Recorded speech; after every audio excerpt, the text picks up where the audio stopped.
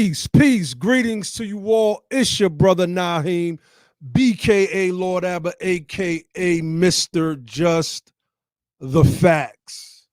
Just the Facts, family. Make sure y'all hit that like button. Share the video out. We're going to talk about the recent speech given by Kamala, not Kamala. It's Kamala Harris.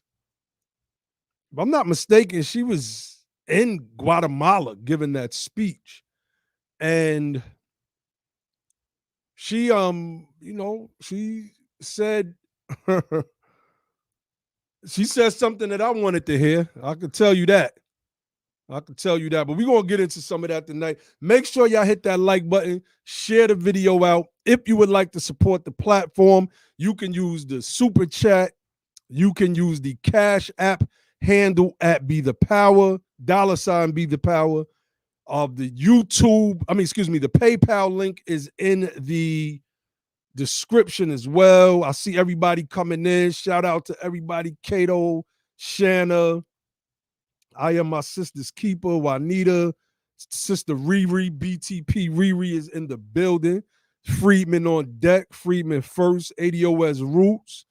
BTP Corey Lorenz is on deck. So, we have a conversation tonight. It was a much needed conversation about what transpired with Alexandria Ocasio-Cortez's response to Kamala Harris. So, I guess I can pull this up. Let's just jump right into this thing. I think the bros are going to be on later.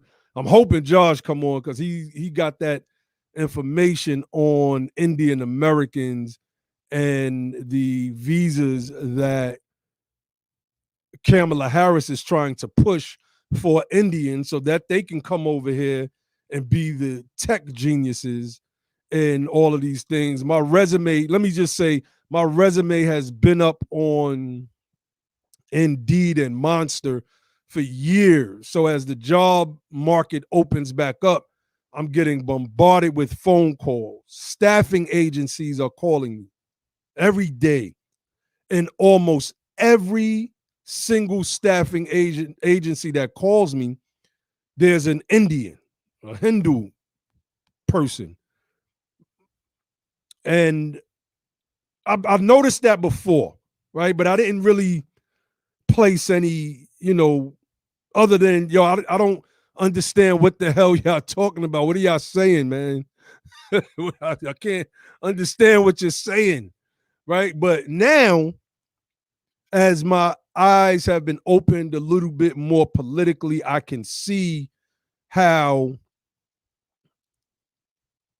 immigration is really, really hurting us. And the staffing agencies that's calling, right, they're not calling for jobs that's paying 12 and 30.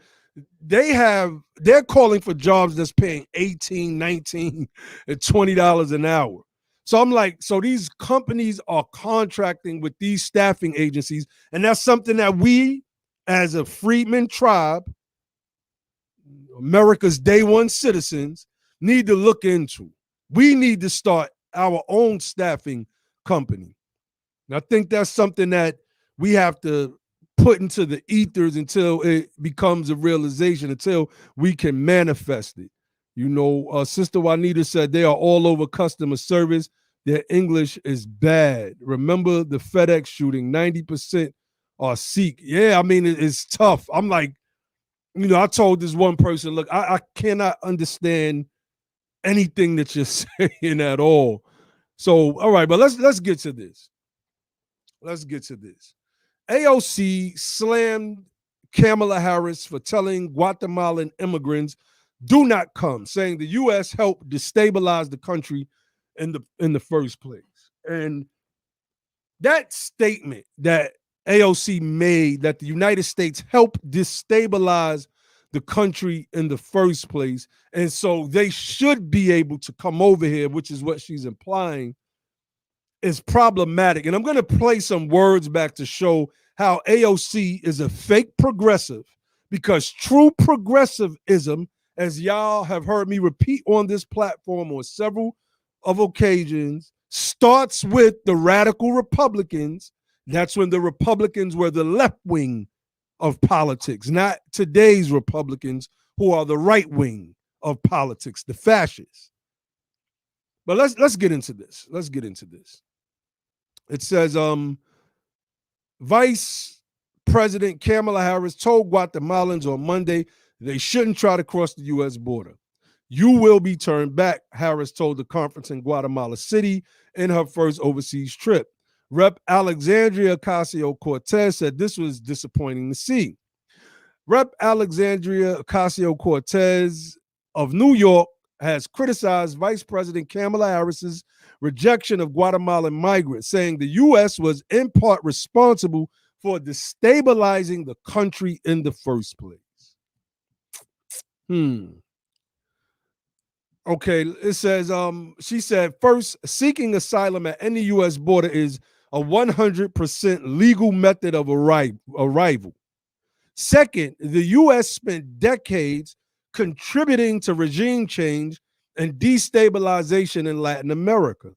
We can't help set someone's house on fire and then blame them for fleeing, she continued. It's interesting, family. It's really, really, really, really interesting, right? I'm going to play some clips from Alexandria Ocasio-Cortez, AOC. I should have pulled up that one clip when she was at the National Action Network and she put on like this Puerto Rican Negro slang. I should have thought about it just a little too late. But I'm gonna play these clips. This is from the Brother platform, because the last time I played these clips, I forgot to shout this brother out. He does, similar work, and we give honors where honors is due over here. I'm not in competition with no other platforms, especially to the point where I can't big those platforms up, because if I do that, it's gonna hurt my monetization. That is not the end goal for us over at Be the Power, being monetized or whatever. The end goal is becoming the power, grooming and raising and running our own politicians, starting with ourselves. So let me see. The brother TD Hip Hop, I think his name is TD Hip Hop, I think is his channel's name. Okay, so let's share some clips, because he did a good job on this video at piecing together some of AOC's hypocritical statements. So let's go here. By the way, those families are owed reparations, period. Now, what she's taught, let's go back to let's go back, matter of fact. Let's go back to about mothers and deport. What is happening here is not the same as what happened during the Trump administration, where they took babies out of the arms of their mothers and deported their families and permanently traumatized these children, some of whom we don't know will ever be reunified with their family again, which is a level of human rights violation that is just simply not the same. Both of these things are barbaric and they're wrong. But when you rip a baby out of the hands of a mother, you cannot draw the same comparison. And anyone who is trying to do that is doing a profound disservice to the cause of justice. So I don't want to excuse any of this, but I don't think we should also get them twisted together, because one is not the same. And we cannot dust that under the rug. And by the way, those families are owed reparations. Oh, whoa. Whoa. Now remember, when AOC first gets asked this question, and I should have pulled that up, I wasn't thinking about it. She said, yeah, but what about Latinos and Hispanics? See, when people are against reparations, their answers are going to reveal where they stand. Biden, what about reparations? Yeah, but then we're going to have to look at the Native Americans too. It's always inclusion when it comes to our people, always. But what she said was that these Spanish people that had these babies ripped out of their arms, well, they deserve reparations, while telling us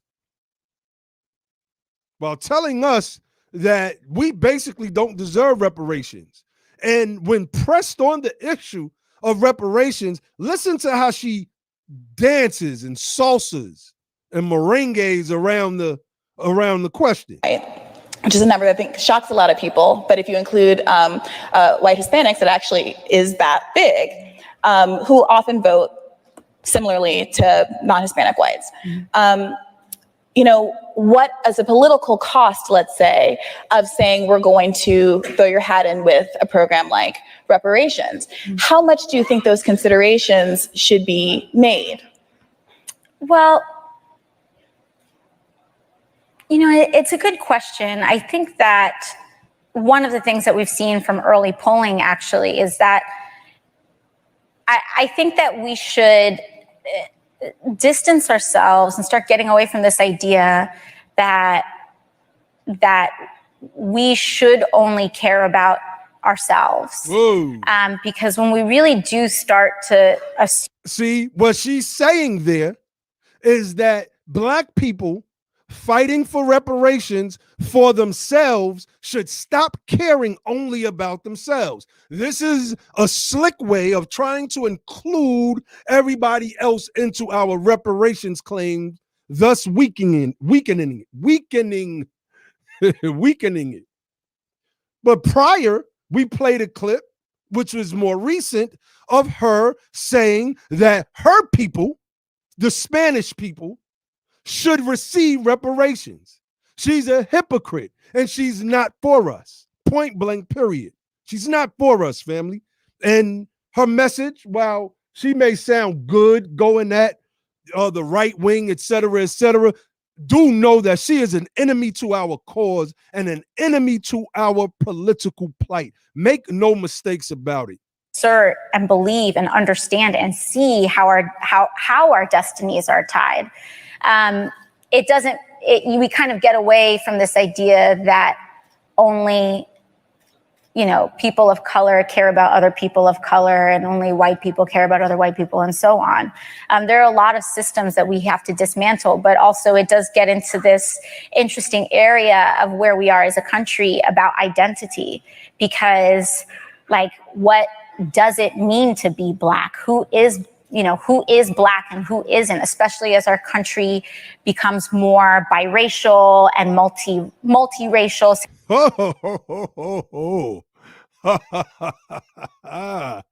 Oh, who is Black? Yo, let me tell y'all, man, and I gotta say this. I was in the Moorish movement for years, and I still consider myself a Moorish American, and that'll never change. I'm not those Moors that y'all see talking that crap, which is why we bring them on here and really embarrass them, because that's not what the founder of the Moorish movement was speaking about at all. Noble Drew Ali in this regard was prescient about this Blackness thing, because nobody is Black. Nobody. I do this all the time. My skin is it's clearly brown skin. You can see black hat, black background. You just see why do we call ourselves Black? But it's a name that's stuck on us. And I use it now because I know that I'm talking to people that really might not understand anything else, or if I try to, frame it in some kind of way, right? But she says as the country becomes more multiracial, right? More multiracial. Cato said, I am black. Okay, if you say so. I mean, what does that mean? Right? If I brought you up on camera and you've been on the platform before, you would have to show and prove that you're black, because black is a shade, right? There are 3 shades: white, black, and gray. They are not colors, they're shades. They are included in the color family. And I say this all the time: black and white, when you mix it, and we learned this in grade school, makes gray. It makes gray. So if a black man had a baby with a white woman, or vice versa, then the baby should come out with gray skin. It's just simple. But I'm not going there right now. But what AOC says here is important because, she's dancing around reparations and the specificity argument in a slick political way that a lot of people probably wouldn't catch on to, right? We don't know who's black anymore. Who the country is becoming multiracial. This is why we have to get the Freedmen's Bureau reestablished. We have to get those Freedmen Acts. Brother Ali brings up how we had a whole Title 8 in the United States Code. We need to get that reinstated in the United States Code. We need to get that reinstated. I don't know if Brother Ali is watching, but if he can put that link in the chat, I'll pull that up in a little while as well. So let's go back and finish listening to this crap. Same thing with being Latino, same thing. It brings up all these questions of like passing and, things like that. Basically, who's going to get the money? That's what she's saying. Who is the money going to go to? How do we know who's who? No, well, we know who's who because our freedmen ancestors were once enslaved, hence the name freedmen. But I do think it is important that we have to have substantive conversations about race beyond like what is racist and what is not. And if someone says something racist, does that make them racist? Like we need to get away from talking. Well, not that we have to get away from talking about racism. It's important that we talk about racism, but because we talk about racism so much, we actually aren't talking about race itself. The pivot. Did y'all see how she pivoted from the question? Got my brother Josh in the building. What's going on, bro? Peace, family. You see how she pivoted from reparations to talking about racism.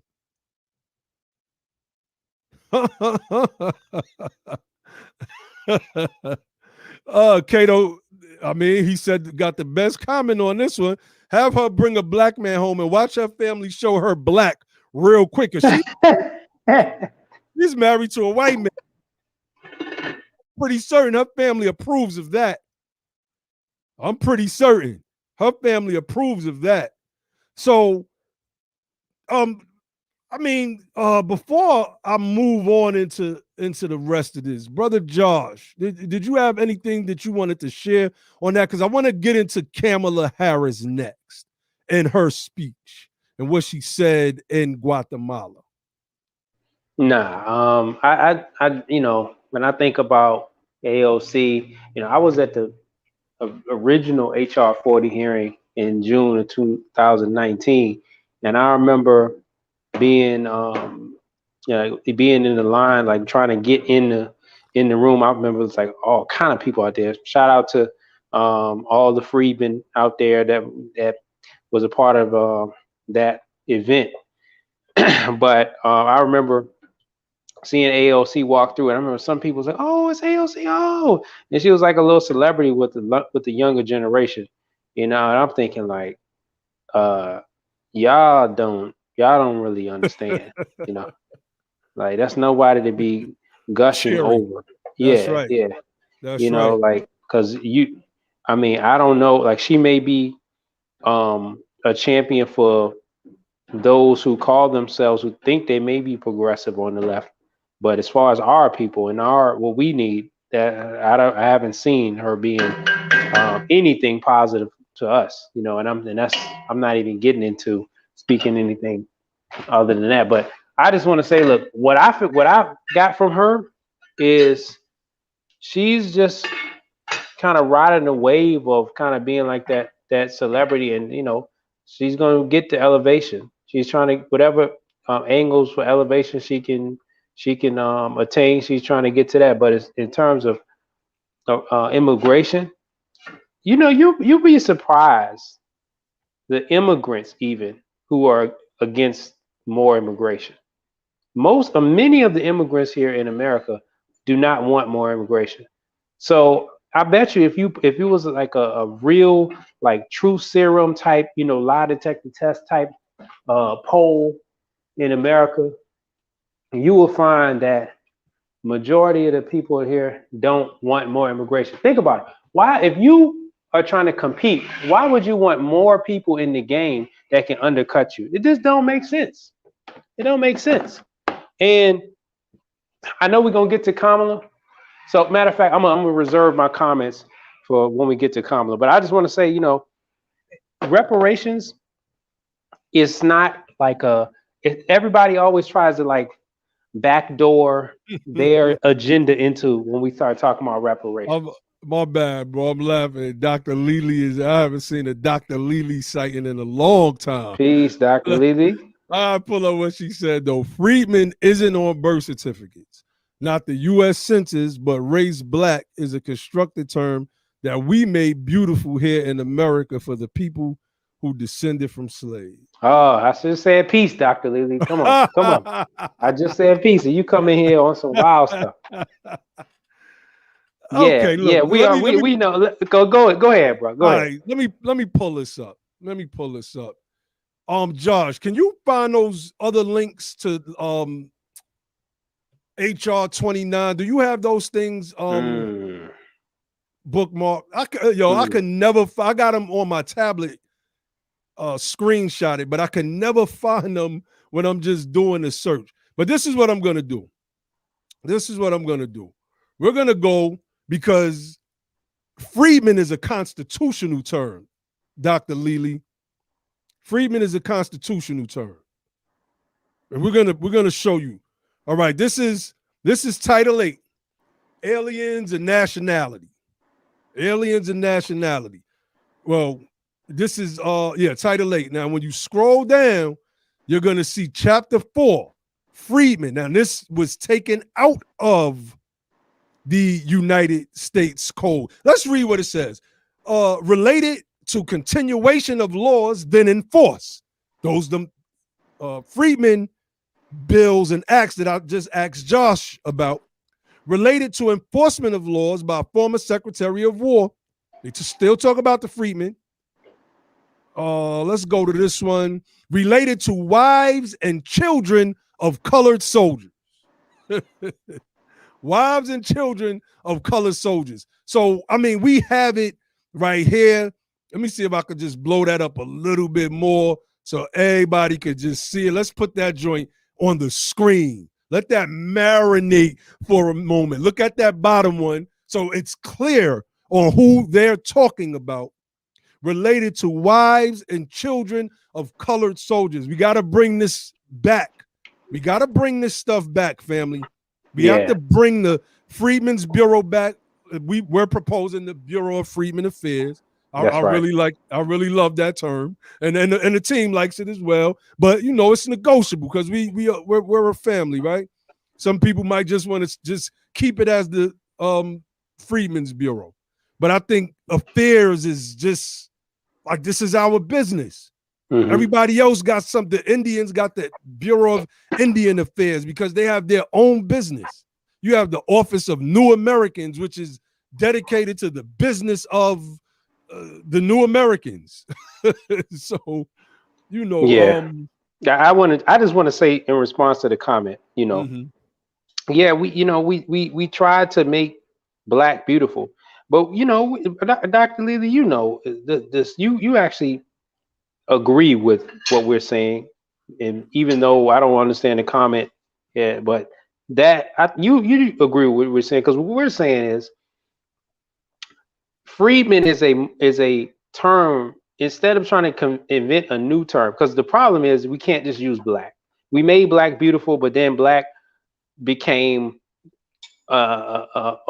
something that was accessed by people who don't share the lineage that goes back to the justice claim we're trying to make. So that's what the whole issue is. What we need specificity. So when we talk about specificity, instead of trying to come up with a new term and getting the government to recognize a new term, we just going back to the term that's already got constitutional language and already got legislation on the books behind it. It's already been a government administration. I mean, excuse me, a cabinet position for, in terms of the Freedmen's Bureau. So that's not like something we have to get to be recognized as something new. That's a term that we were already recognized in not just in the federal legislation, but just all through legality. Hold on, Josh. Hold on. We got to pull Dr. Lely's comment up again. I'm glad you're back, Dr. Lely. She said, I'm not talking about a constitutional term, as this will go off topic, because some whites were called freedmen. Bro, have you ever, and we've researched this thing, have you ever come across any references that showed whites as freedmen? No. Free from what? Free from what? That's right. Free from what, number one? But what were they called? Refugees. There were some refugees, because there were people who, were claiming that they were not a part of that rebellion. They didn't want to. They were loyal to the United States government, so they were made refugees because of the war. So that the Freedmen's Bureau and the Freedmen's Acts made some provisions for refugees, but not freedmen, because what were they freed from? Indeed. Shout out Dr. Lely coming back in the chat. We gotta. We love Dr. Lely. Dr. Lely, you part of the family. You part of, we enjoy these intellectual, discourses. So, I appreciate you contributing in the comments. Indeed. You make us, go in a little extra with the research. That's yeah. All right, let's get to Kamala. Well, as Judge Joe Brown I'm not gonna do that. Nah. Judge Joe Brown is super wild. Check out his interview on our channel for those who haven't seen it. Okay, so this is what I want to do. I want to pull up this article where Kamala is telling Guatemalans not to migrate to the United States. Okay, we already kind of read that part and what AOC had to say, but this is what I wanted to highlight right here. Let me see. It says, in Guatemala, Harris announced $40 million to help boost the education and economic opportunities for indigenous women and girls.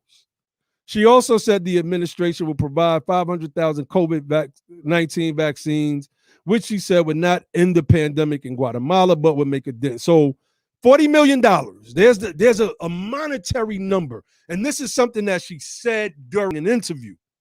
That's what really brought this thing to my radar. If we can economically help fix Guatemala and what's wrong with Guatemala, they won't have to migrate over here. So let me see. Oh, I don't have that pulled up. All right, so all right, but I'll pull this up real quick. Matter of fact, before I get to that, like these people, man. These people. This is from Joe Biden. This is from Joe Biden's website. The Biden plan to. We read this last year, right here on Be the Power. The Biden plan. I don't know if it's been remixed. It probably has been.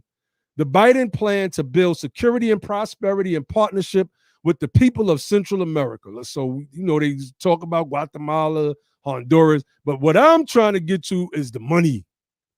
A comprehensive 4-year, $4 billion regional strategy. Here they go. They're going to put, 40 million into indigenous girls. Indigenous girls, some of whom I'm going to guess are going to become American citizens and be a part of the feminist movement. Anyway, I'm not going to go there right now. Not right now. Not right now. But I just wanted to highlight that. There's money involved. No, I'm not going to do anything that only benefits black people. No, is what Kamala said. That's what she said. We have been the blame for violence against these Asian Americans. No disaggregation, because Kamala is an Asian American.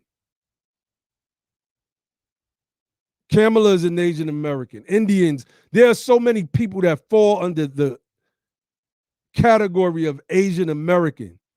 They never put out statistics that showed Chinese Americans attacked or Japanese Americans attacked, specifically Chinese Americans, which would usually lead to Japanese, Korean attacks as well because they look alike, right?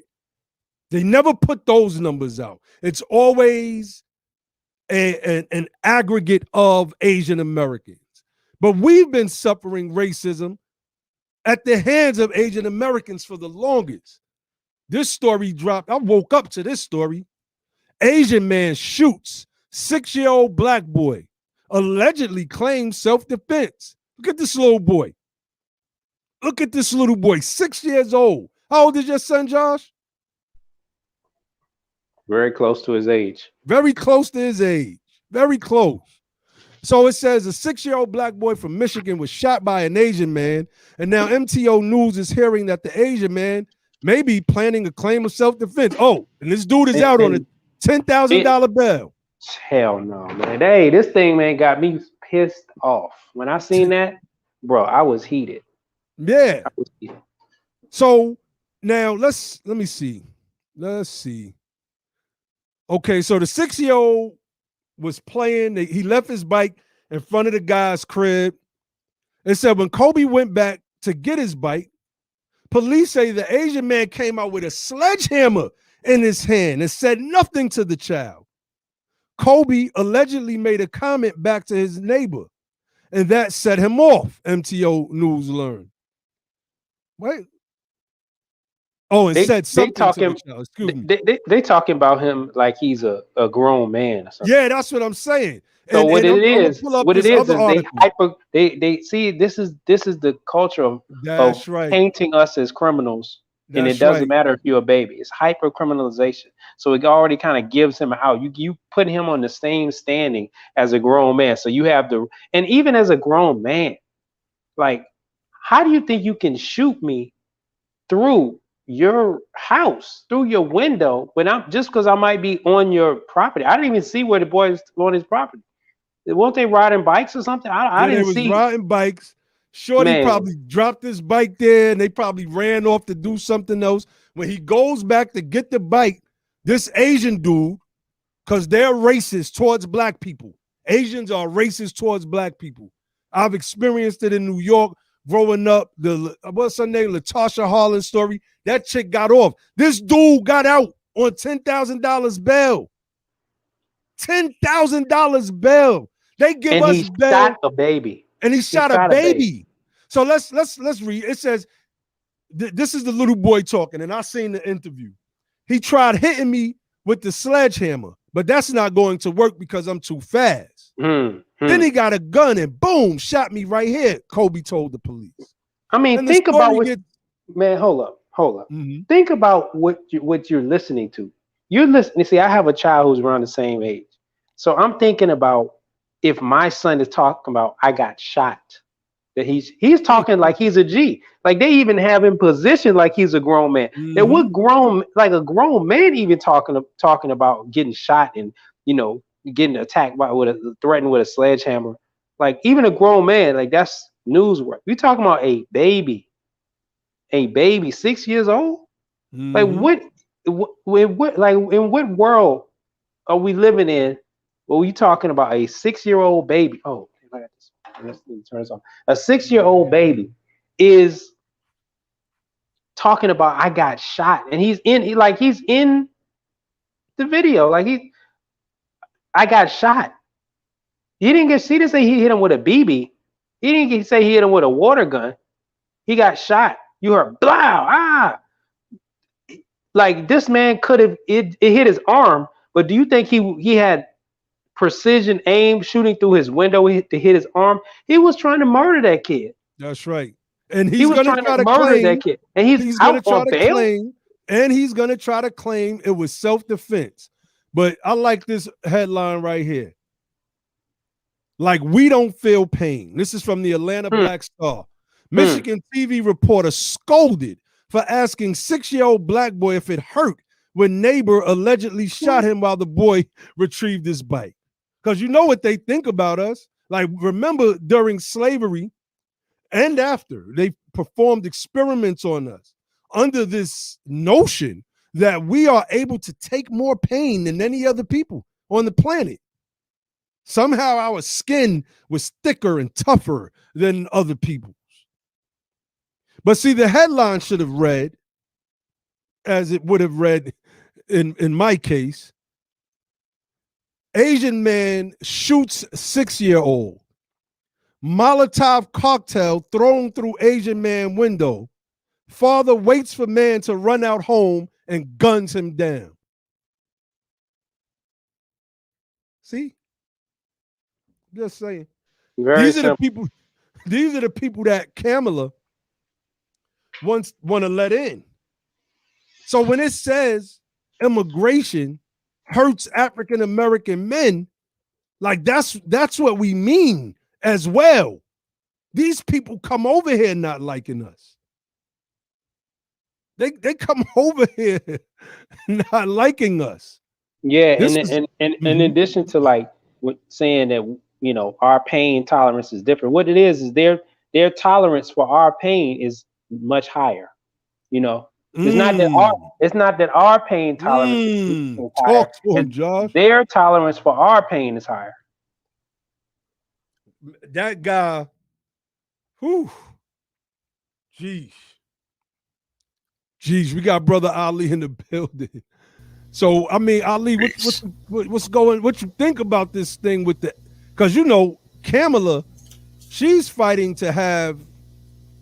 See, they don't want the Guatemalans to come over, but Kamala wants, or the Haitians, or none. But the Kamala wants them Indians to come over.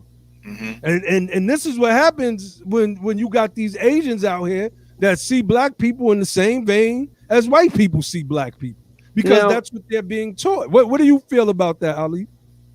I feel that's exactly the case. Definitely, that's the case. And I felt for a while that this was being set up in a way where Asians will be able to say and do anything that they want against a black person and get away with it. You understand? I felt that way when I saw this whole thing, when we did the other program talking about what would be constituted as a hate crime against an Asian. And we were talking about it then, just like, it could just be their word against yours, where they say you said something or say you did something and it be constituted as a hate crime. That's craziness, man.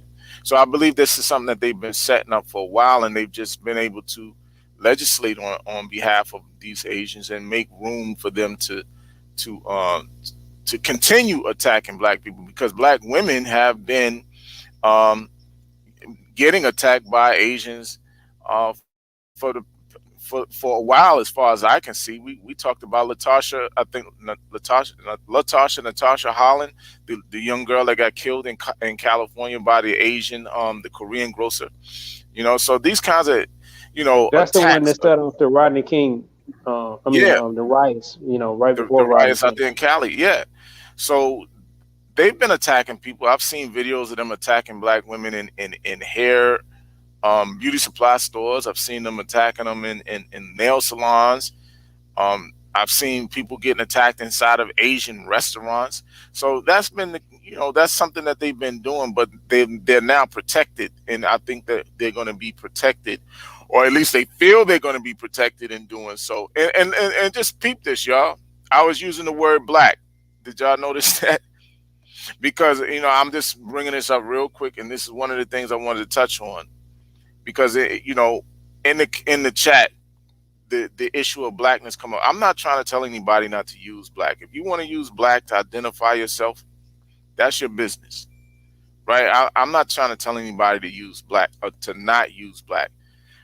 Again, part of Dr. Darity's criteria, which I agree with 100%, is the fact that you have to identify for a certain amount of time as a black person on legal documentation. And I'm not trying to stray off of you guys' subject, but I just wanted to address this all good, because it's all connected, this whole black identity.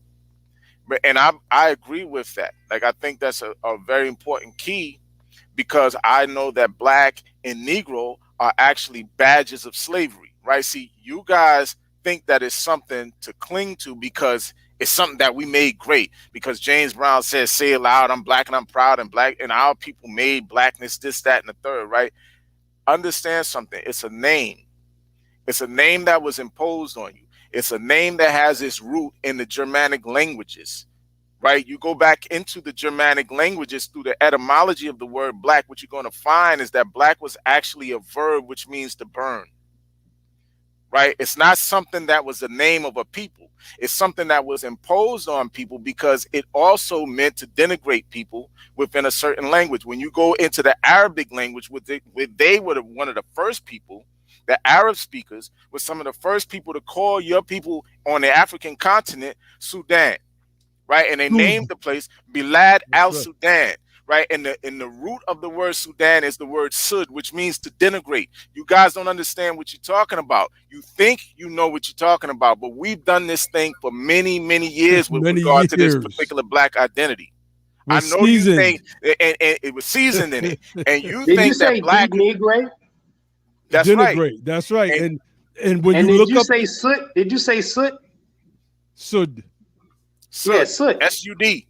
That's right. But soot might be in that same root.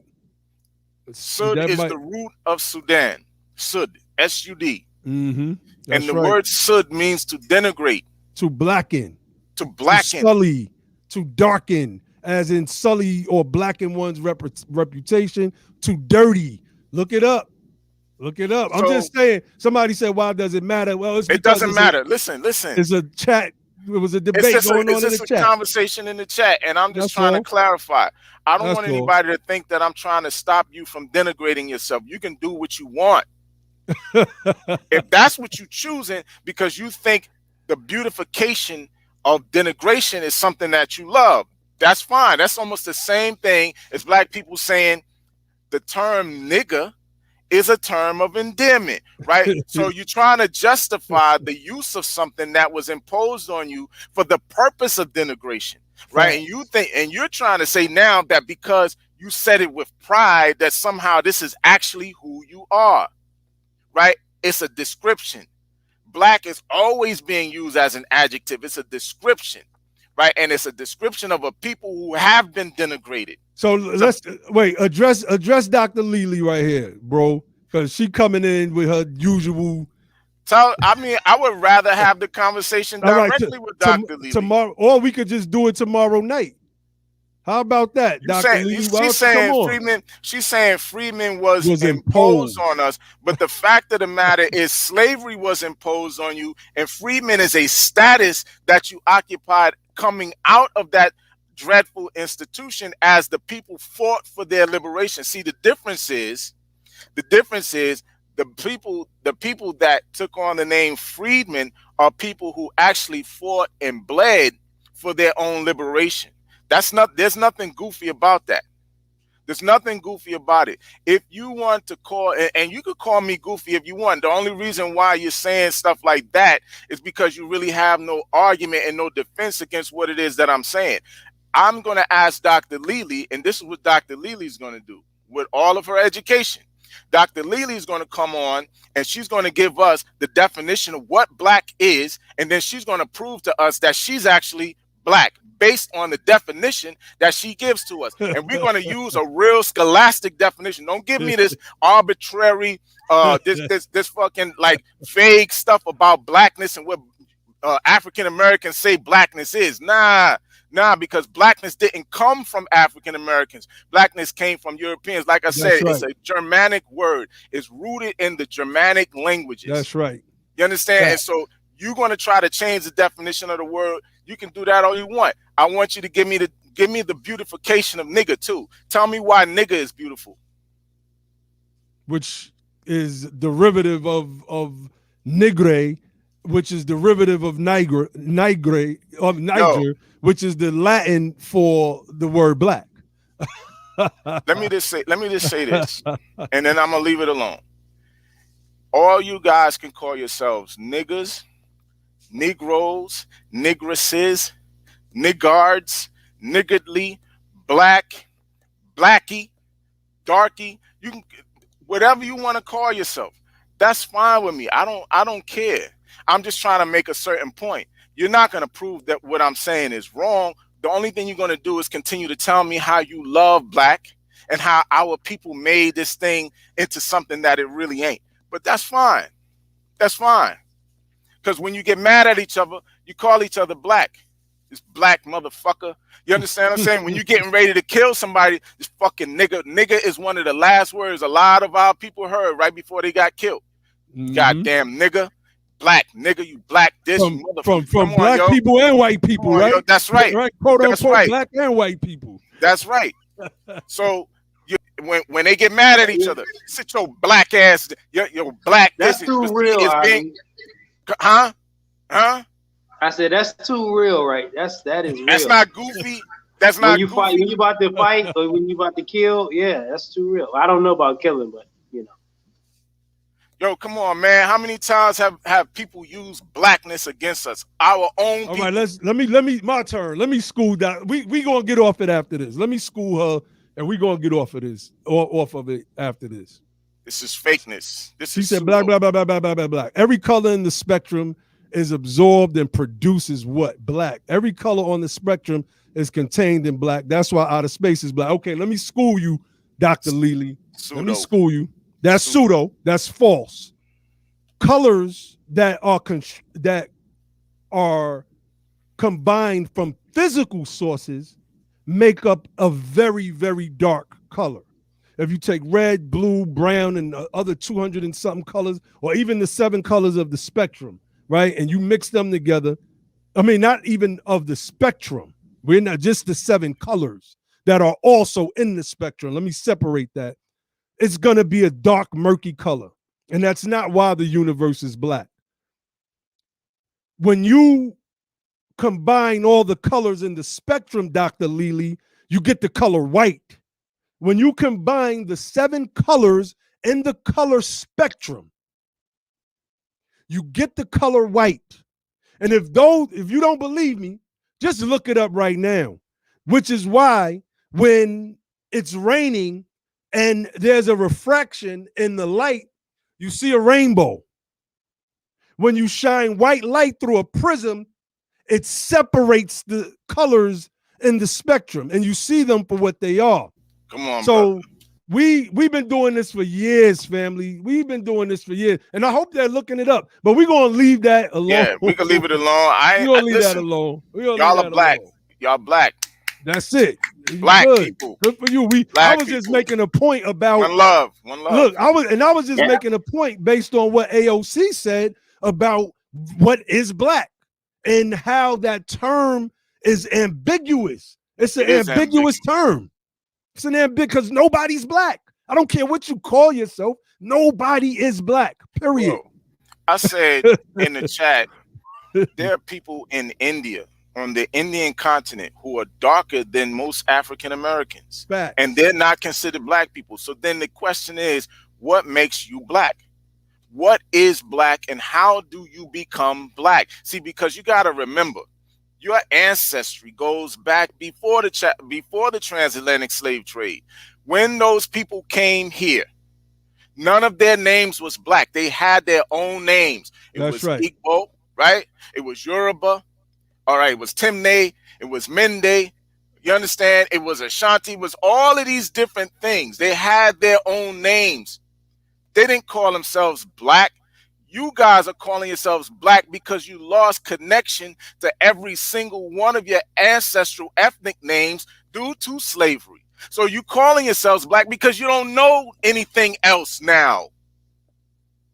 Let me say one final word on this. Go ahead, John.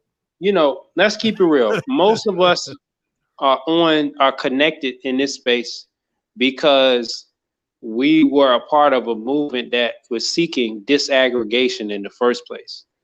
So that's why, like, that's the whole point of us using the term freedmen is not like we're not on a campaign to destroy blackness. I know some people may, understand some of the talking points of a lot of people who call themselves Moors in America, and they may try to make that connection. But that's like, we don't care about that. We off that. We a lot of us get on a lot of those Moors for harping on, trying to bang on everybody, talking about, that's right, you're not black people. And so we tell them, like, stop harassing people with that stuff. That doesn't matter. Like, so we're not on that. But what we're on is disaggregation. So you can use the term black. We understand, like, there's some common, like, when we think about a Venn diagram, there's some places where our circles intersect with people across the globe when we want to use the term black. That's fine. We were using the term black and it was meaning only us because it was only us here. But now it's not only us here. It's a whole bunch of other groups. We're getting lumped in. We want disaggregation. We want reparations, and that requires some kind of specificity and delineation. It requires you to be specific, and so that's why we're using the term freedmen. Okay, so you can use the term black. That's fine. We understand. Like, we understand social construct, but it has real implications.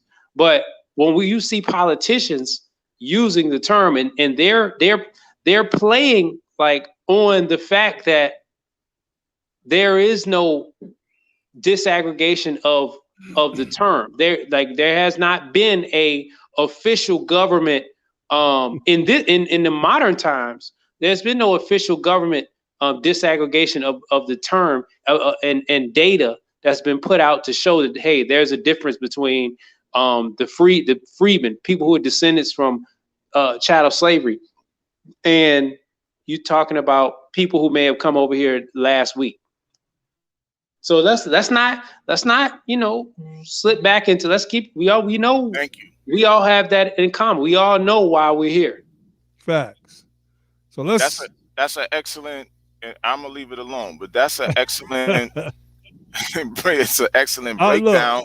I ain't even gonna go through the article, man. But you're right. Okay. Yeah, go ahead, Ali. No, I was just saying the disaggregation part is important. That's right. Getting caught up in the race part of it means that the race includes a multitude of ethnic groups.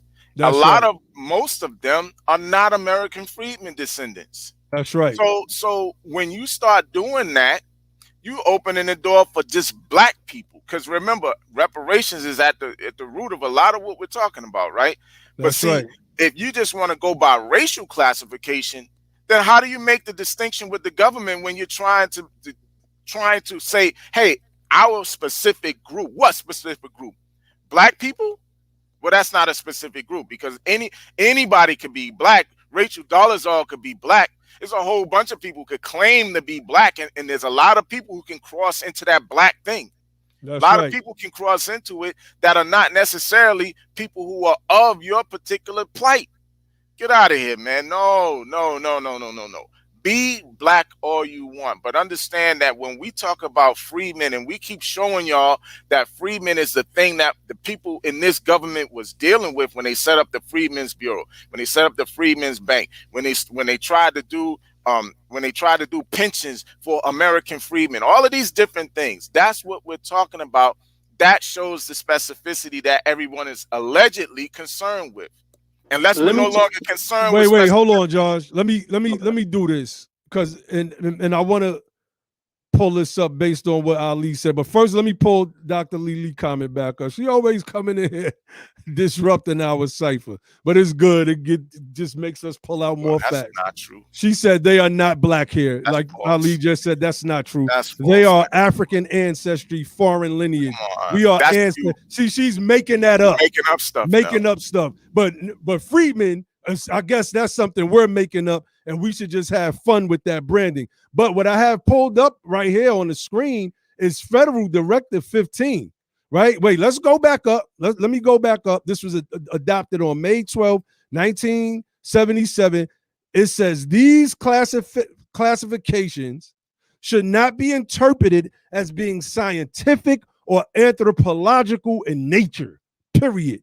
Black, we were called for the purposes of denigration. As Ali Bey said, it's a German word.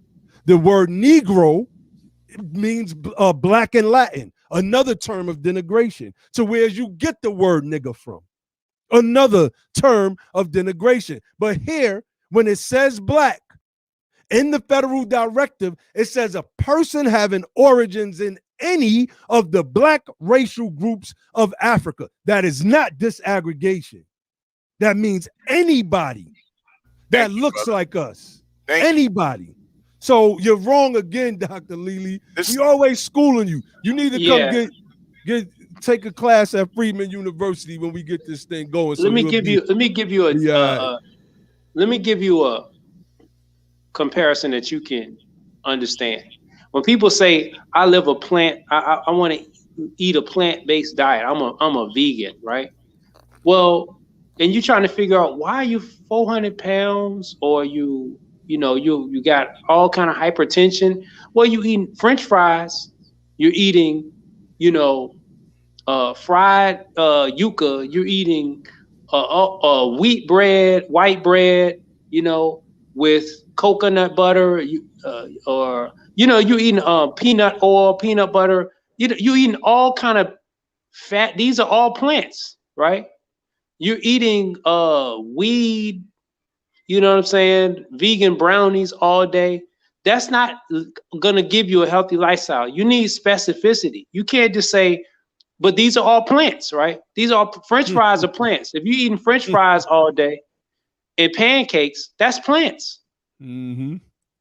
Why do you think that your health is bad? Because you need specificity. It's a certain type of plant. So when we say freedmen, yeah, we can, if we want to use the construct of black, you can't just say, well, these are black people. Okay, based on Federal Directive 15, like we just said, people that come over here from Nigeria, the people that come over here from somewhere in Papua New Guinea, they will be considered black people. The Aborigines from Australia is black people.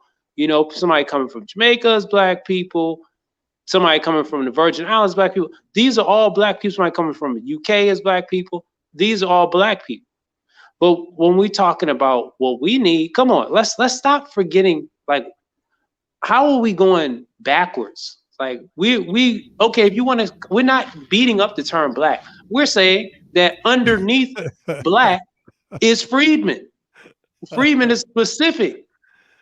In the same way that French potatoes is specific type of vegetable. You don't need to eat potatoes. I want to know where she got her doctorate from, man.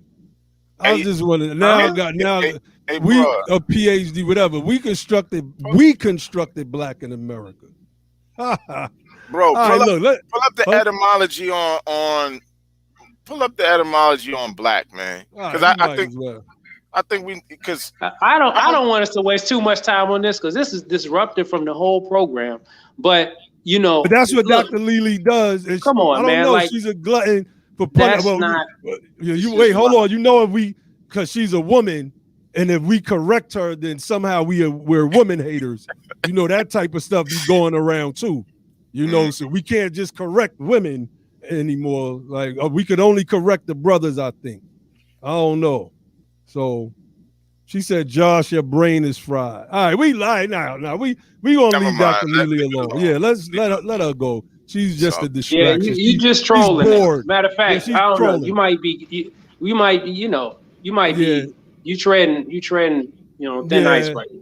Yeah, you are. You just trolling. You bored. You in the Hey, house by Dr. yourself. Lily You need to knows get out that or what we're something.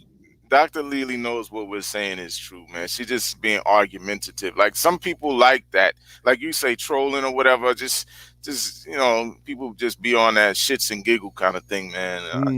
It's whatever. All right, so let's pull up some stats, and it kind of threw us. So I don't mind having that discussion because it's not one you're not gonna win. Because the only question I gotta ask is, prove that you're black, and nobody on this planet has ever proven it. And I've been having this debate for years, and you can't prove it. But they call us black, and they call themselves white. Black and white unemployment. This is let's look at this chart. This is from this is called the Economic State of Black America in 2020. The Joint Economic Committee, Don Beyer, the vice chair.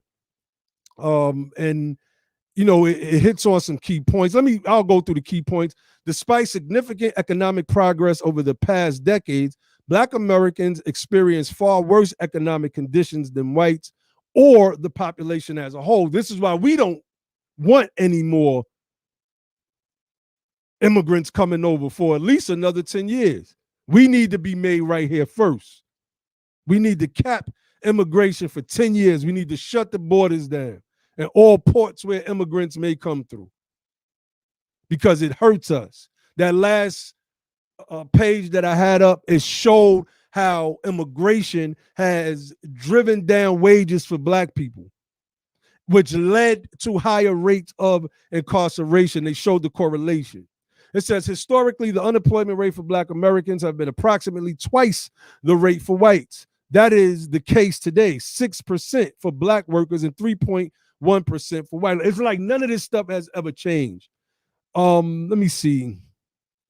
Black workers have been disproportionately hurt by the overall decline in union membership and the decreasing power of unions. A lot of Black people don't like to join unions because it's an extra fee that comes out of their paychecks every week that they really cannot afford. Can't afford it. The typical Black household earns a fraction of white households, just 59 cents for every dollar. The gap between Black and white annual household incomes is about $29,000 per year. Black Americans are over twice as likely to live in poverty as white Americans. We built this country. We've been here from day one. Y'all are making concessions for all of these immigrants in the Democratic Party. The Republicans, we know they don't give a damn about us at all. They will, if they had their way, the only ones of us would be here would be those that work in retail shops and in the factories, helping them make billions of dollars every year while we get paid pennies on the dollar. Hell, they probably would try to re-enslave us if they could. Black children are 3 times as likely to live in poverty as white children.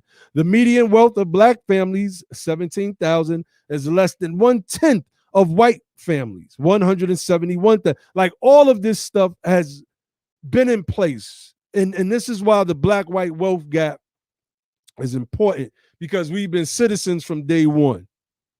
We've been citizens from day one. 42% of Black families own their homes, compared to almost 3/4, 73% of white families. Renting hurts. Renting is like having a oversized tick stuck to the jugular vein of your neck, subsisting on your vital blood, weakening you every moment of every passing year. That's what rent does. That's at least my opinion and analogy of renting. And then there's no way to pass on the apartment that you're renting to your progeny at all. So I want to just get to some of these charts, and I'm gonna run through these real quick. Black unemployment is consistently almost double white unemployment across time. I mean, these charts mirror each other because we've never caught up. When there was a dip for whites, there was a dip for blacks. When there was a spike for whites, there was a spike for blacks. But that spike wasn't meaningful for us in proportion to our numbers. We were still low, still poor, still fighting from the bottom. This one right here, the racial unemployment gaps are widest for employees without college degrees. The blue is black, non-Hispanic white is red, and we see racial unemployment gaps, 14.8% for those less than high school to 8.3%. And a lot of that has to do with the fact of your skin tone. Your dad, uncle, it's nepotism, works at a plant, he's going to get you in. He's going to get you in. It's just as simple as that before you get in as a quote unquote black person.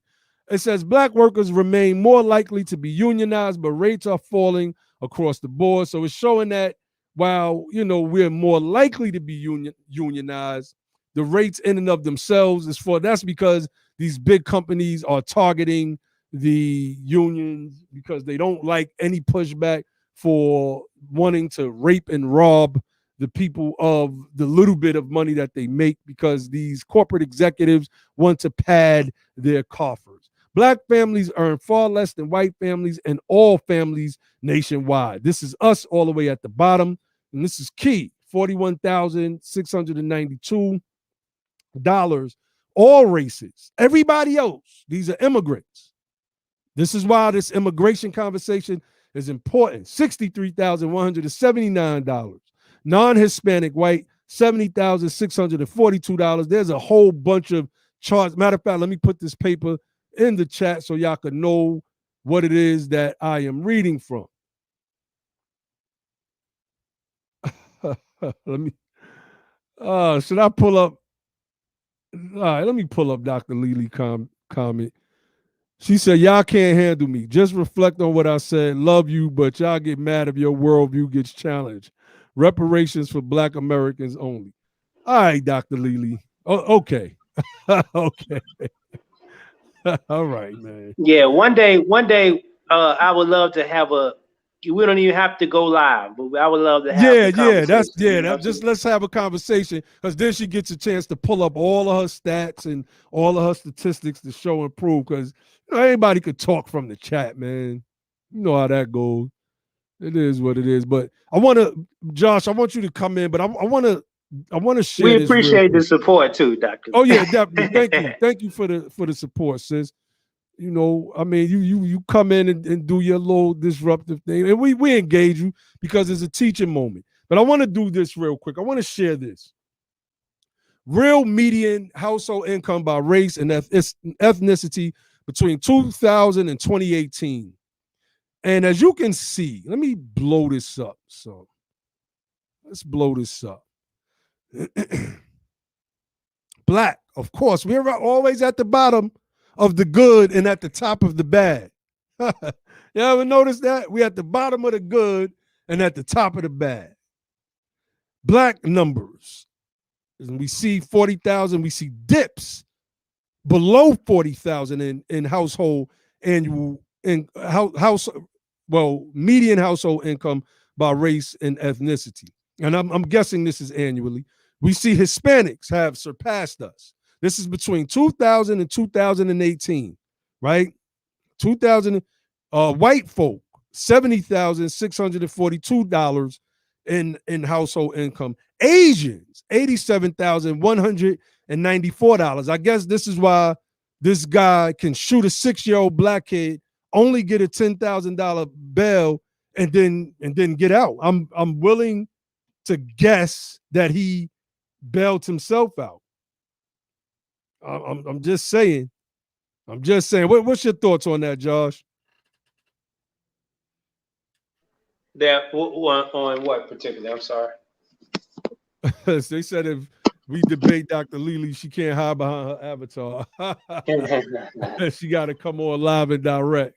Yeah, well, you know, Uh, you know, let me say real quick. I hate to. I don't want to veer too far off, but you know, just in reality, like how the term is used, we know, like when I talk to my African friends, right? They use the term Black American. They're not talking about themselves, even though they may be American and they may consider, you know, go along with the whole Black thing. So what Dr. Lily is saying, it makes sense in reality. But what we're talking about is what's on the books in the government. You know, like the statistics that the brother Naheem just mentioned, when he said Black, that was including African immigrants too, people that's of non-freedmen, you know, lineage. So in reality, of how it's used with the people amongst themselves when they're talking to themselves, Black immigrants refer to Black Americans as pretty much, they talk about only freedmen, right? But when the government is doing statistics, or anybody's doing statistics, or when it's time for them to use language to talk to themselves amongst maybe some white folks or other Black folks that don't know and don't understand, they kind of go along and they just use the term Black. So I understand what she's saying does make some sense, but we're talking about official language dealing with the government. And we just pulled up to show that the exact term is meaning those with any of the Black racial groups of you know, Africa or whatever. So, but in terms of what was your question originally, Naheem? I didn't mean to divert. I was just asking you, like, what is your thoughts on the hold on. What are your thoughts on this Asian American income, this Kamala wanting to, you know, what is it, the H-1B visas that she's trying to push for her people? Can you give us a breakdown of that? Well, look, I can speak on it. We know, like in the cities where, thank God for the Color of Wealth report, right? Because the Color of Wealth report that was done with Dr. Solidarity and others actually gave us one of the, maybe the first time ever we got a snapshot of the economics of, you know, different ethnic groups or people from different national origin backgrounds in America, where you separated Black, right? You broke Black down, so it just wasn't plant-based, right? You made it to where potatoes and broccoli and collard greens, and, you know, you broke it down. So I know where I'm at in DC, middle Black family 3,500, middle African Black family is actually 3,100, middle white family I think is 384,000, middle Indian American 573,000. So when you think about what that means that somebody that's really first generation, maybe second generation coming over here is running down white people, you know, is running down everybody else. And hold on, John. My bad. Dr. Lily says she moved like the G in lasagna, and she only debate her equals. Come on, don't quote John Henry Clark. They trying to close back the clock. No, yeah. But that part when she said I move like a G, like the G in lasagna, I'm gonna have to steal that one. I'm stealing. Well, she got, yeah, that's like she was listening to Lil Wayne. That's what. All right. I ain't never heard that one before. Yeah. Real G's moving silence like lasagna. Yeah. So, you know, when you think about Kamala, it's an interesting thing, right? Let me just go what I was gonna say about Kamala and the AOC thing, right? I feel like Kamala, you know, she know why she didn't get too much traction in that presidential debate. It's because of us, right? People like us, people that was advocating for specific Black politics. You can't come out on your first day. As soon as you launch your campaign, you can say, I'm not gonna sit here and say I'm gonna do something that's only gonna help Black people. No, you say that, you're finished with us, you know. For us real advocates for specific Black politics, you finished. We're gonna, you know, you're never gonna hear the end of that.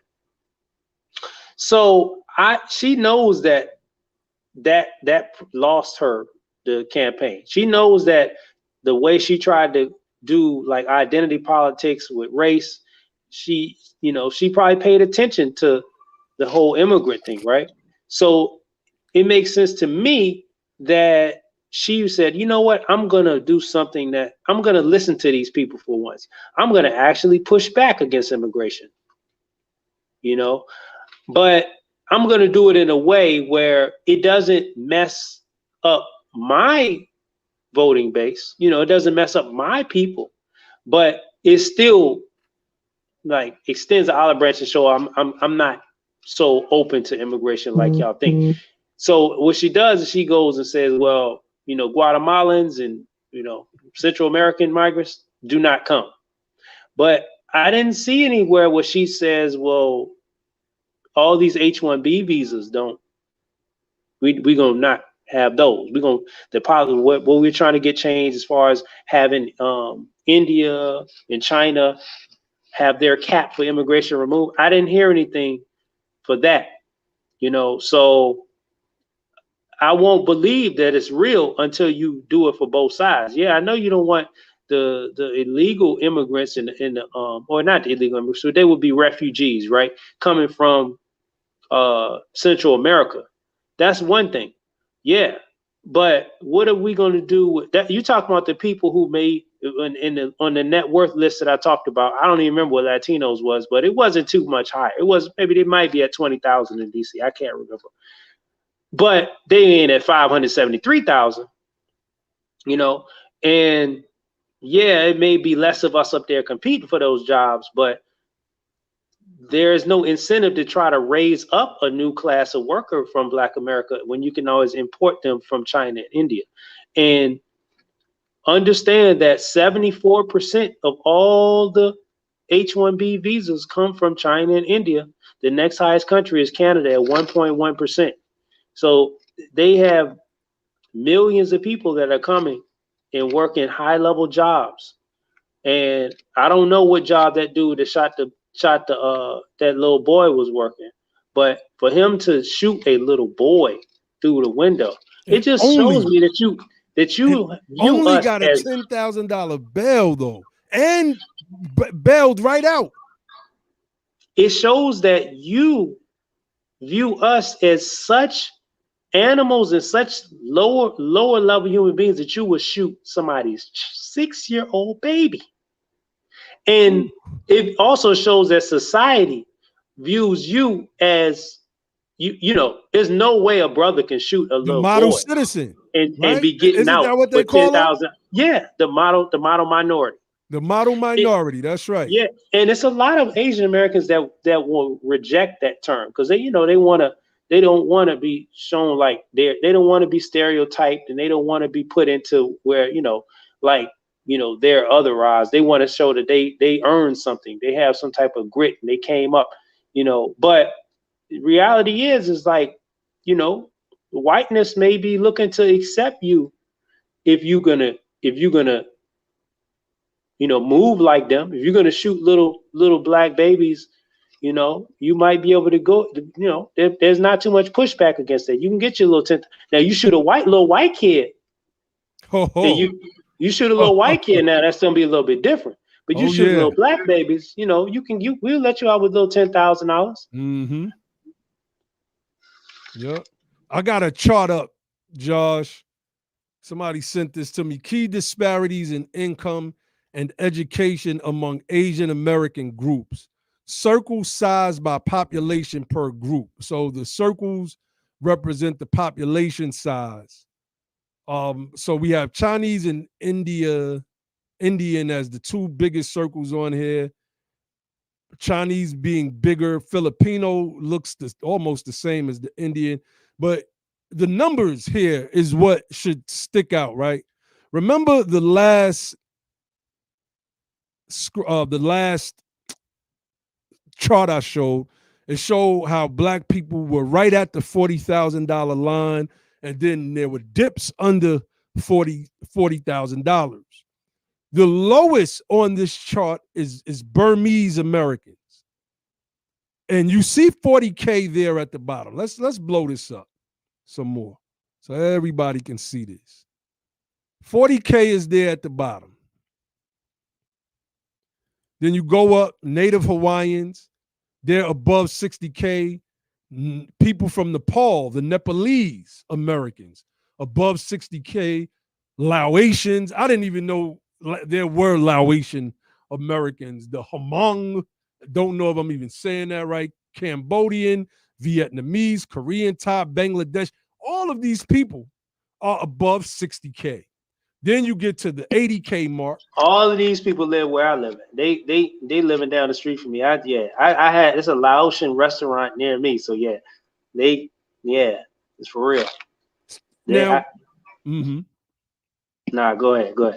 So we see above 80 at 80K and above Japanese, Chinese, and Pakistani. With Japanese, which we already know, they got reparations here. So I think that really, and I don't know this for certain, but I believe that helped them, especially in California, reach the levels to whereas they get more money than Chinese. Then you start moving up towards the 100K mark. So in between that, you have Indonesian Americans. Who knew? Filipino Americans at 100,000. Now let me go back up so people could know what we're looking at. Key disparities in income and education among Asian American groups. See, they're trying to close the wealth gap between these groups too, family. They're trying to close this gap. That's why they've been highlighting this over the past year. So we got Filipinos. Manny Pacquiao comes to mind, right? Making $100,000 a year in their own country. Most of these people are dirt poor. In Taiwan, especially places like Indonesia, they come to America and leapfrog us by leaps and bounds, and they become the model minority. But look who sits in their own bubble above the fray. The Indians, Kamala Harris in them.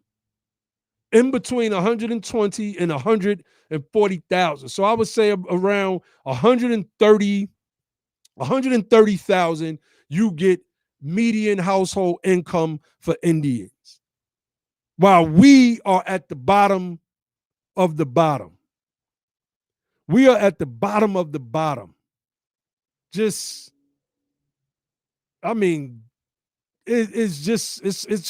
how do we let America do this to us and we just keep accepting it? Go ahead, Josh.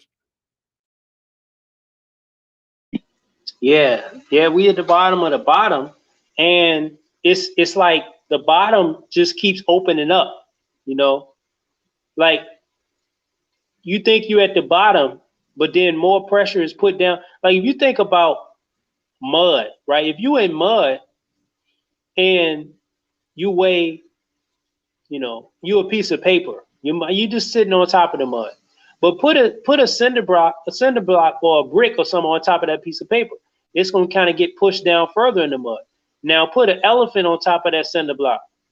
Have it stand on one foot. It's gonna get pushed down further in the mud. And it just gets so that to our bottom just keeps going down. Like the wealth gap just keeps increasing. And it's largely due to,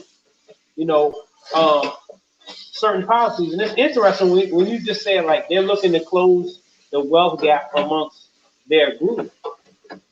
It's like, why do you think that, like, they're supposed to be, like, I would take a cue from a lot of the libertarians right here and said there's supposed to be some level of inequality in America. It's not just supposed to be, it's supposed to be equality of opportunity, not equality of results, right? But the results we see today for us is the results of inequality of opportunity generational over the course of centuries. So that has to be rectified. And you can make equality. You can't make equality of Somebody opportunity. said you making dinner for everybody, bro. Yeah, man. I can't. I'm making my and I don't. Hey, look, man. I'm making my chicken curry. So I shout out to the Indians, man. I'm making my chicken curry. But you can't make like when you think about inequality, right? You don't. Why do you think that you need to close the wealth gap amongst a group who may have different circumstances? They come from different circumstances, different wealth situations and circumstances from different countries. You have a class situation, you have different wealth levels and different inequality levels in one country. Then you have people coming over here from multiple countries, but you want to lump them into one category called Asians, and you think you need to close a wealth gap. Why? Like, what generational oppression and denial of opportunity and theft and plunder was done to them over here to where you think you need to have a wealth on par with the top earners of any group? Oh, hold on, Josh. Sister Riri said you got to place an order with the Lobster Queen. Hey, I was just telling Ali earlier, sis. Hey, I'll be looking at those posts of that food, man. If y'all in Jersey, you definitely got to check out Lobster Queen. Sister Riri, if you want to put the link to the site or the address to your spot, please put that in there. Y'all, if y'all in the Jersey area, check out Lobster Queen. The food, I don't even have to taste it to know it's delicious. It just looked bomb. Yeah, I'm just telling you. I'm vegan, and I'll be looking at that stuff like, damn, I just want to try some of that. Sister Riri be going in with the chefing. All right, Dr. Lily said we need a political paradigm shift to secure our reparations and privilege our ethnic group. And I think that's why, this is one of the reasons why we wanted to, come into this space and start building, because we largely come from out of the conscious community, and we've graduated so many different schools of thought and elevated from so many different ways of thinking. That's the address right there to the Lobster Queen out there in Teaneck, New Jersey. If y'all are in the New Jersey, New York area, I think Teaneck might even be not too far from Philly. Make sure y'all go check out Sister Riri and support the business. I think they just got voted like the top 5 in tacos because of her. I don't know if they lobster tacos that she's making. They out there doing their thing, and they did it fast. That they got that top 5 tacos in the city that fast. So we gotta shout out our sister Riri. Shout out brother Ali. Y'all already know the fam is up there doing their work. So let me see. What was I saying? But I had to share that. Oh, what was I talking about, Josh? I forgot. I got distracted, and then I'm just reading the chat. They saying the link don't work, Sister Riri. We was talking about Lobster Queen. That's what we was talking about. Yeah, but hey man, I just want to say, we talking about politics. I mean, but we talking about opportunity. What we're talking about is like what Sister Riri with her Lobster Queen business. We need more people opening businesses. We need more of our people opening businesses because we know what we need. We know what we like, and we know what level of service and it's a level of trust we can have. And we need to, everything else equal, we need to support and support businesses that support us. It's just unfortunate. I would love to go to Lobster Queen. I just wish it was one where I can't order Uber Eats from Jersey. I'm here in DC. You know what I mean? That would be a long. Otherwise, I will be ordering. Cold food, boy, I tell you. You done paid a whole lot of money for that meal right there. Yeah, But but yeah, next time I come in that area, I'm definitely stopping too. oh yeah, man. So, you know, the understanding the importance of us as a tribe, the descendants of freedmen is great. And because we say descendant of freedmen, we are not saying you shouldn't call yourself black for anybody. But we're gonna have that debate. I'm gonna talk with the bros. We'll have that debate tomorrow night. I'll see what the bros want to do with it. But as a tribe, I don't care what you call yourself, freedmen. Moors, American descendants of slavery, Hebrew Israelites, Black first, foundational Black Americans, yada, yada, yada, yada, yada, yada. I think that the constitutional term should apply, and that's freedmen. Like, we allowed them to remove us from the record. Title 8 of the United States Code, we're right there. Like, I gotta show that again before we get off there. They removed this. And one racial name that you'll find in the United States Code is white. You'll still find white. So, like, this is there. And it shows that it was talking about our people when we were called colored, related to wives and children of colored soldiers. And it was talking about its codification.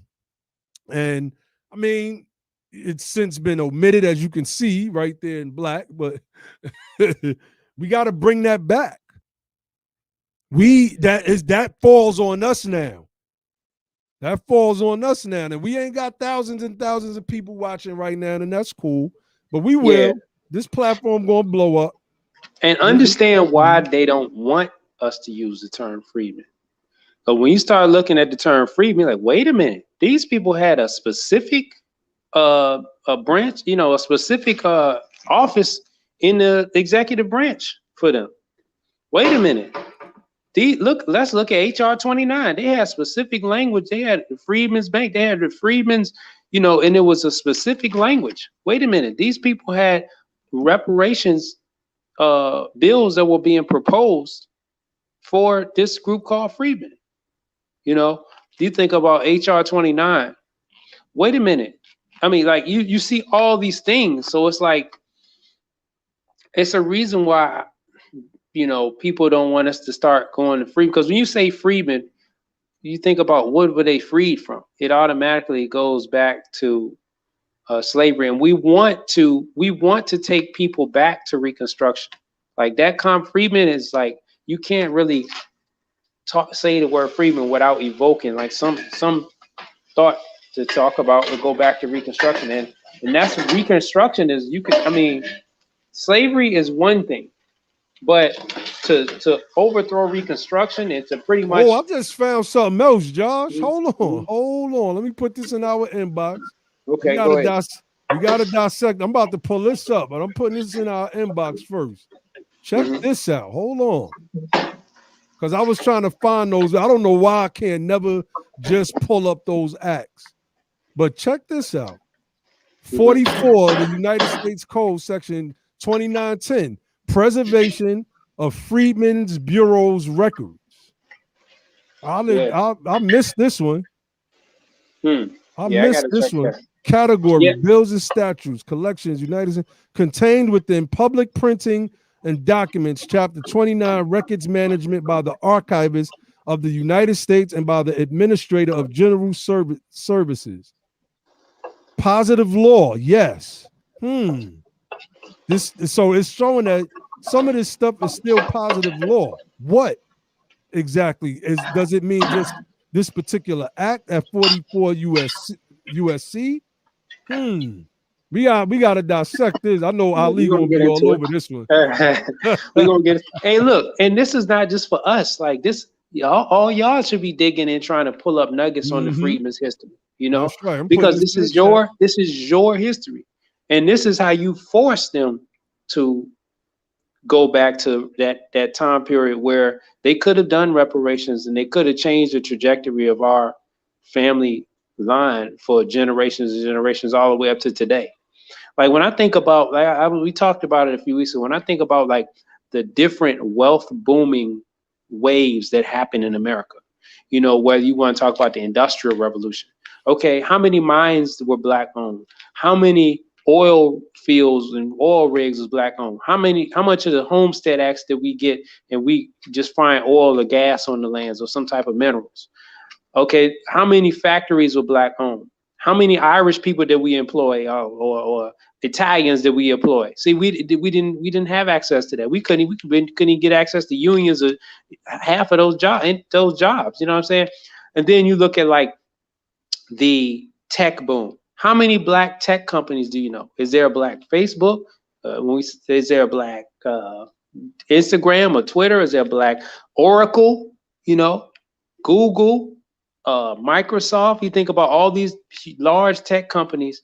None of those are coming from us. Now you look at cryptocurrency. Which one of these large top market cap coins was started by us? Which one of these coins has a large amount of us as the top holders or the top people who sold with and made the most money? Which one of these? You don't see it. We're not on anywhere on the planet close to being at the top of any of that, or having like even a proportional share of the market on any of what I just listed. But that could have all been different had they done something different in Reconstruction. And that's what we're talking about. Like, go and dig into this freedom history and continue to push that conversation. Like when we having a conversation on reparations, is yes, we want to talk about where we are now, but we also want to talk about where we would be and where we're supposed to be. Like, it's no reason we've been here for all of these generations. But I just told you the middle black family is 3,500, the middle Indian family, which is a lot of times first generation coming on H-1B visas or maybe second generation, and they're worth 573,000. Crazy. And that's not, look, this is not hating on no Indians. The numbers are the numbers. It is the reality. It is what it is. And yeah, they're supposed to take advantage of capitalism in America. But the deal is, so are we. And why aren't we? Why aren't we? Because they never did what they were supposed to do. And that's what this Freedmen movement is about. That's right. That's right. So, I mean, you know, I think we went in. I'll see you, Dr. Lily. Peace. You have a good evening. Good evening as well. You have a good evening. Enjoy the rest of your night, sis. We still love you over here.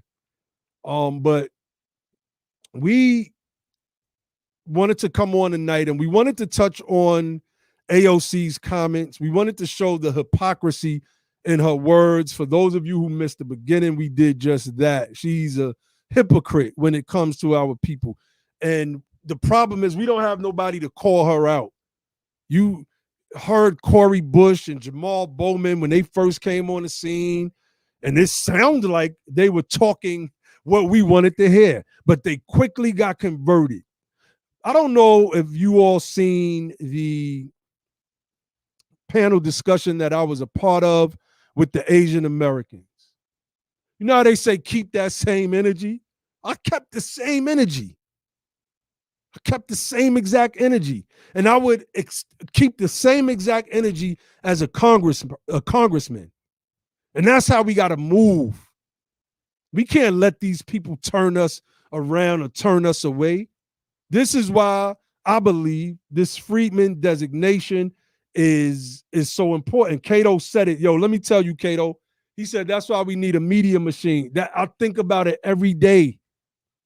If we had the resources behind us to pump a true media machine without having to cater and appease certain democratic and liberal type of talking points and their agendas so that we could focus on us, then we would be, I mean, we would be somewhere by now.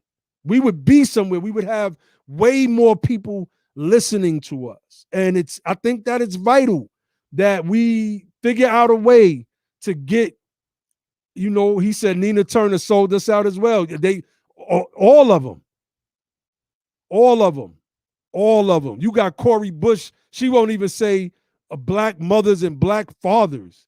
She gets up there talking about black birthing parents because people are pressuring her to say that. Our families are already going through a lot of dysfunction. We don't need any more confusion. That's confusion.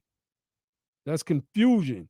So, you know, man, we wanted to get on here tonight and also show Kamala Harris, who's tough on immigration coming from these Hispanic countries, but she's all for letting her own people come over here. And they're trying to get a lot of people to come over here. And yo, brother Cato, get up with me, man. Let's talk this. We need to talk some grant writing because I got some things that I want to do. And you know, we really need some more grant writers. The United Sons and Daughters of Freedmen is a 501c3. Somebody said interview Philip Scott. If that's Phil from the African Diaspora Network, I have no problem interviewing that brother. I think he has a problem with disaggregation, though. You know, there was a little dust up over that last year. I think it caused them to change this channel to the what was the Black Diaspora Network? You know, so I mean, somebody said we need to broadcast together sometime. Sure. I would say I don't have no problem with dude. Like I know at the end of the day, like when we talk about like the core issues that affect us, that we know he knows, and he's said, I've heard him say on this program before, acknowledging some divides that we have, and acknowledging that there's an issue with how people in the diaspora look at us and treat us. And he can just look at his own family and see that our situation is unique. It has unique origins, and what the reason why our people are struggling is not the same reason why everybody else is struggling. You could say there's a global system of white supremacy. True. And I was looking on YouTube, just to give you a quick example of that. I was looking at YouTube, just scrolling down, and I've seen like how they're trying to go at critical race theory now. They got a propaganda arm like PragerU and a lot of these neo-Confederate type of propaganda arms are going at critical race theory, and they're using black people to do it. And I was like, why is Sky News Australia sharing this? Is because critical race, the attack on like trying to teach critical race theory in America and teach in like is encroaching on the position of white supremacy as far as in the minds of people, in the minds of America. And they don't want that encroached upon on America because it's going to have trickle down effects to the system of white supremacy across the globe. So yes, there are, white supremacy is a common thing that we deal with on a global scale. However, ours is different. Our situation is different.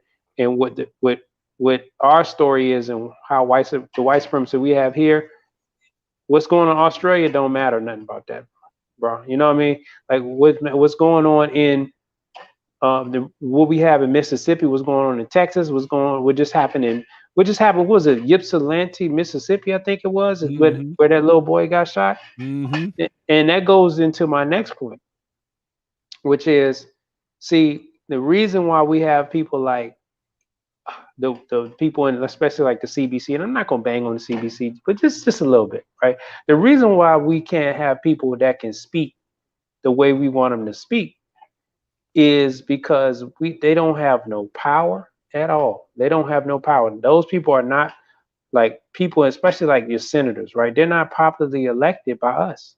They have to be elected by, and they have to be reelected by a lot of white folks. So they gotta toe some type of line. And whereas, and I can give you an example, even looking at the white politicians, right? You look at the politicians from states like West Virginia, even though they're Democrats, like Joe Manchin, he's gonna toe the line for white supremacy. It doesn't matter if he's a Democrat. They fighting him. They've been fighting him. You look at people from southern states and from like almost all white states, they can say and do whatever they want, and they look as racist as they want. Doesn't matter. They're gonna get reelected because that they have the numbers there to do it. But if you look at the white politicians from other more diverse areas, they can't use the same type of language, even if they feel that way. In my state, in Virginia, the governor, we're talking about Ralph Northam, the dude who got caught in blackface, right? He couldn't just double down and be like, I'm just gonna move forward. No, he actually had to try to do something to hold his position. Otherwise, they were gonna pretty much kick him out of there. If it wasn't for the lieutenant governor all of a sudden having some rape allegations, he would have been up out of there. But he actually had to like concede and try to do some symbolic stuff. I give him his props. But my point is, if you had a majority population in Alabama, majority black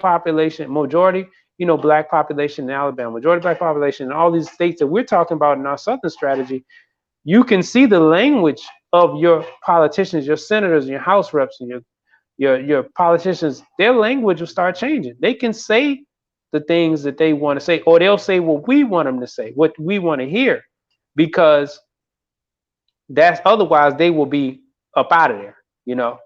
Like if the politicians in Alabama start talking about the same type of way that your politicians from New York, or same type of way your politicians from some of these other areas might be talking, where it's more, well, we're all lives matter. I mean, not all lives matter, but you know what I'm saying? Like we're trying to do something that's fair for all. No, those people they ain't talking like that. They're talking like pro-Trump. They're talking like neo-Confederate talk. If they weren't talking that, they would get them out of there and put somebody else up in there that is. That's right. That's right. That's a fact. That's a fact. All right, so look, we're gonna wrap this thing up, family. We might be back on tomorrow night to have a debate. I don't know. I'm gonna see what the brothers want to do. Brother Cato said he want to come on. I guess we could have a discussion about blackness. What is blackness? And we could address some things. I could pull up some old notes. We've been doing this, that issue of blackness. We've been doing this for years, like years. And we not doing this on some make-believe stuff. We're talking about scholastically doing it. We've pulled up some information that traces back over time, especially dealing with how blackness even comes to be applied to our people in the first place. So we might do that tomorrow night. Y'all stay on the lookout for that. Follow us on Twitter, Instagram, Facebook. Our links are in the description. If you would like to support, you can use the super chat. And at super chat handle at BETHEPOWER. Don't forget, it's coming up upon us June 18th, 11 a.m. in front of the state capitol building in Atlanta, Georgia. We are having a reparations and justice rally. We're going to let our voices be heard. We are trying to get a powerful lineup of freedmen from among ourselves, and well, we already got that solidified, but we're trying to bring some politicians on to speak now. And when there's politicians, there's usually politics. So we're working through some things. So if you haven't hit the like button, make sure y'all hit the like button. If you haven't subscribed, if this is your first time on Be the Power watching our content, hit the subscribe button, fam. Click that little bell icon next to it so you can become a part of the notification nation. And I'll leave y'all with the motto of the platform, which is don't just fight the power, become the power. And then and only then will you have the power to make a change. With that, I say peace.